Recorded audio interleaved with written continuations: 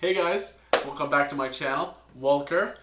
So this will be my first official video that's a story time, which is what I want this channel to be about. So I hope you're excited. I'm excited, so let's go for it.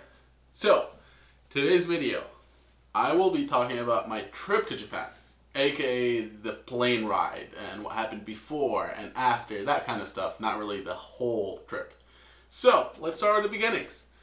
The day before the flight, I had not packed a thing. In the afternoon, I went to do some last minute shopping for like first aid stuff and stuff like that because I don't really use that kind of stuff, so I didn't own it. So I went shopping for it in the basically afternoon, and then I went and visited my family members and then came back home and I was like, okay, time to pack. Guess what time it was? It was freaking like 8 or 9 p.m. That's when I decided to start packing. And I'm saying 8 or 9 p.m. the night before my trip. So I start packing and then suddenly I start getting sick. It's like I'm not feeling good at first and then it becomes that I get too hot and then too cold and it's like it was really awful. Like when I'm getting hot, it's like, it's too hot. But then I get cold and I'm like, I cannot move because I'm so cold. I would literally lay down on the ground, curl up, and like, I'm freezing. And then I would basically wait until that wave moves on, and I could go back to being too hot or normal, and then I would pack again. I finished packing, I think, around like 3 or 4 a.m. Had not taken a shower, needed to take a shower, obviously. And the next day, I think my flight was at like 11. So I didn't have that much time to sleep or do anything. So I was like, okay, I cannot take a shower right now. I cannot finish packing because I think I packed everything, but I had not checked how much the backpacks, or not backpacks, the suitcases weigh, and make sure they're under the allowed weight. So I go to sleep, wake up the next morning, take my shower, go down, start eating breakfast, and then I weigh my bags. They're too heavy, so I change a little bit in them, and then I get in the car, go to the airport. It's raining like crazy, and I'm going from an airport that's an hour and a half away from my house. So, raining like crazy. We're trying to be in a hurry because at that point I was later than I wanted to be. So like I called the airline to try to check in online. Not really online if it's on the phone, but try to check in. Apparently that does not apply for my ticket. I guess I got the worst ticket, but that's a story for another day. And then as we're driving there and it's raining crazy, suddenly we get stopped by a police officer because we are speeding, of course. So the cop stops us, starts talking to us, tells us that we are speeding and all that, and then I explained to him how like I'm on my way to the airport, I might be missing my flight, that's why we're driving fast. And like we talked to him for a little bit and then finally he lets us go. No ticket, no nothing, just a warning. I was like, hell yeah. Great. So we keep driving, we get to the airport, I get there, I check in, I'm on time, nothing's bad. I go in, wait for an hour I think before my flight, get on the plane, and then lucky for me, since I'm still sick and I really can't sleep like normal by just sitting down, well, normal for an airplane, not really normal for a house, but normal for an airplane where I just sleeping while sitting down, I couldn't do that because I was like not really feeling good at all. So lucky for me, the plane was basically empty. Like I had 3 seats next to me, obviously. Well, not obvious, but 3 seats next to me because I was on the window side. And then there was I think a female next to me. Once the airplane took off and we noticed that there's a lot of space, she moved on, went to another 4 seaters that were empty and she took over them. And once she did that, I just took over the 3 seats next to me and I basically had a bed. Almost bed. My feet were kind of dangling out of the row. But that's not bad. I mean, no one complained. Everyone was sleeping, enjoying their extra space. And basically, I spent that flight, which was pretty long. I think it was like 12 hours maybe. I spent it trying to sleep, not really being able to sleep. I tried to watch movies, which is what I usually do on the plane, but just my body was not really letting me. It's just I was not comfortable, I was sick. Finally, the plane lands. We get to China. My first stop is Beijing. I get off the plane. I walk after the people, and then we get to the place where we could, you know, get our paperwork and stuff and leave into the waiting area. I get there and then I'm told I could get my 24-hour visa, which I had already learned that I could. I asked around where to get it. I got to that place, requested it, gotten it. So my original plan was for those 17 hours that I had of a layover in Beijing to leave the airport and then like get an Airbnb or somewhere and sleep, or just go outside, see China for a little bit before I go to my destination, Japan. So I tried to do that, but I'm too sick. I even go into the other terminal, the one that lets you outside. I literally walk to the door to the outside, but I'm cold. It's cold outside. I don't really want to go outside. I didn't go outside. I walked around for a little bit, found a bench, because there were benches everywhere, but everyone's just waiting there because everyone just had layovers and stuff. So I sit there and wait for a while. Then I'm like, I'm hungry. I want to eat. I go to a Chinese place. Well, we are in China, so it makes sense. But I go upstairs. It's like it's got 2 floors. I go to the second floor, walk around, find this Chinese place. I'm like, I've always liked Chinese food at my university. So I'm like, it should be good.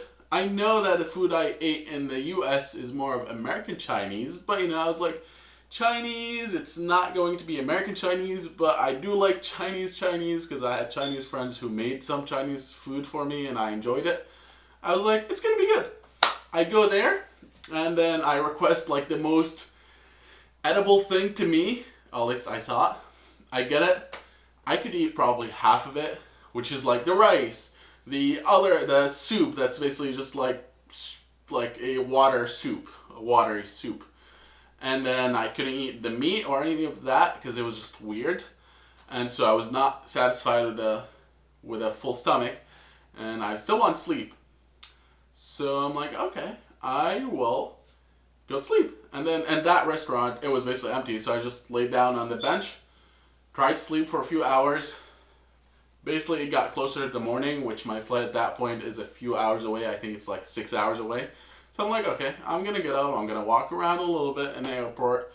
And then I'm just going to get ready to, you know, check in, do all that stuff. I start walking around the airport, and guess what? There's a freaking like Burger King, like a Pizza Hut. There's a Starbucks. There's all these kinds of American food places. And I was like, really? Now I find them? And at that point, I didn't really want to spend any more money, so I'm like, okay, I'm just not going to do it. I think I got Starbucks, some like coffee just to wake up. And then I started waiting for my flight. My flight came around. I checked in, got on the plane. I think I had like maybe 2-hour flight. And then we stopped in another city, but it was much smaller city, much smaller well, I don't know. I would assume it's much smaller city than Beijing. But much smaller airport than Beijing airport. I get out from that plane, I walk around the airport, and then I do all the customs and stuff. And it's literally, once you get off that, you've got the place where you wait, like the benches and stuff for the terminal. And you've got like the duty-free market, they're literally next to each other. I walk around for a little bit and I'm like, okay, I think my flight is very soon. So I go and sit down on the benches next to the terminal. I wait for a little bit, my flight comes around, I get on the plane. I think I had like a 5 or 6 hour plane ride. I get to Japan, which I was traveling to Fukuoka. So I got to Fukuoka. So I was going there, got off the plane, went through customs, left the airport, used my Google Maps. Lucky for me, I had data enabled for international travel. And in China as well, I had some data. I mean, the speed was not the greatest, but I could like, if I could wait for a YouTube video to queue, I could probably watch it, but also because the reception was really bad in the airport, so it wasn't that good. But I got to Japan, so I'm like outside the airport at that point. I had great reception, not the best speeds, but you know, I have internet. So I used my Google Maps app to go to my Airbnb. It gave me directions to like take a bus, and then actually it told me to take a bus from the airport to another place where I have to walk a little bit through a station and then take another bus and then go there. So I took that first bus. That was easy because it's just a bus outside the airport. Got on that bus, basically got off where I need to go, But then my phone confused me and I didn't know which way to go in that subway station. I thought I'm going to take a subway, aka a train, but it asked me to walk through. I got into like in front of a mall shopping area, which is not really a shopping area because if you walk in it and you go downstairs, it's basically the subway. Learned that after. But I walked into it and then I learned that no, I was actually supposed to not go in it and go to the bus stop that's on the street opposing it. Finally got there, waited for my bus.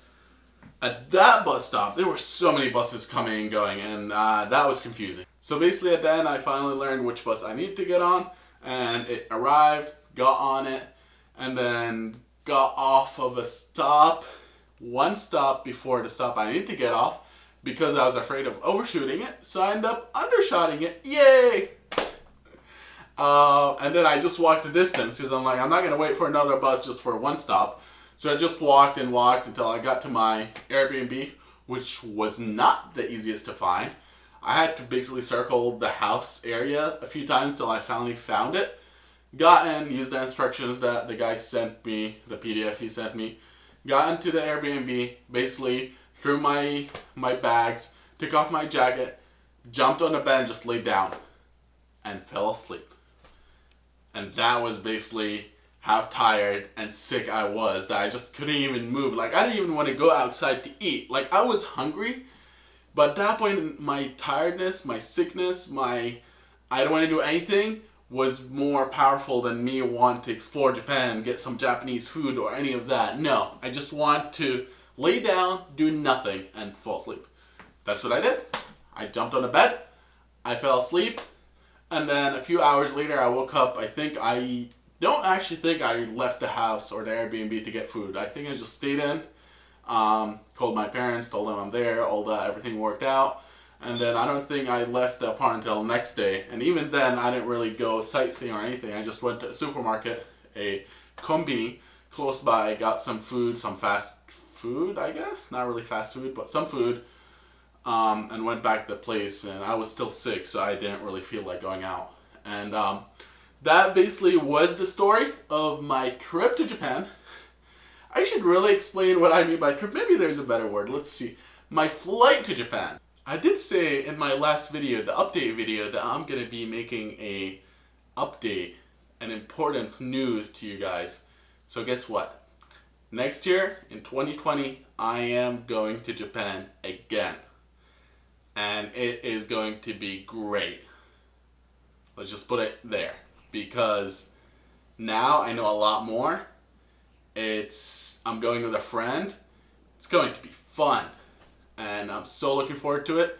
So when I'm there, definitely expect vlogs of me while walking around there. If not that, at the very least, as I'm there, I'm going to try to record some videos, aka stories of what I did that day or something. Hopefully it's something interesting and doesn't bore you, but I think it will be, so I'll probably record something like that. And then I will keep doing it as I'm in Japan, and then until then, I think I'm still going to have videos to do for my last trip to Japan, 2018. So definitely strap in and wait for all these videos and be excited because it will be exciting. This is the end of the video, guys. I hope you liked it.